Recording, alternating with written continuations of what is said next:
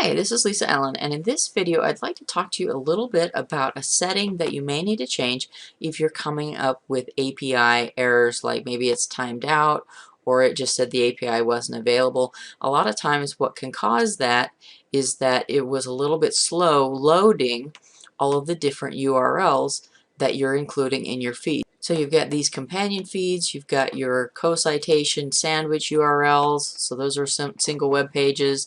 You've got your own post that it wants to load and the blog feed that it wants to load. And so there can be a certain number of things that need to be loaded up and retrieved from other remote servers before it can create the feed and verify that all of the things are there. And so if that takes longer than the default timeout on your computer OS, a lot of times what will happen is that it would time out silently. So we added a setting to make it have a specific timeout deadline so that you would always get a response back.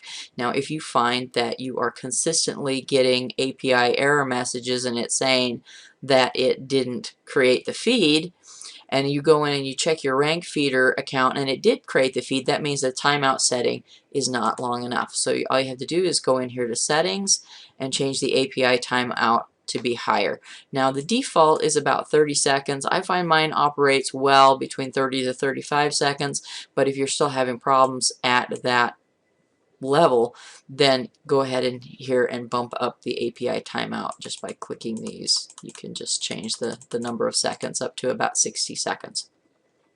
And that will usually fix the problem. So that's it for this video on the API timeout and the timeout settings. Hope you've enjoyed it, and I will talk to you again soon.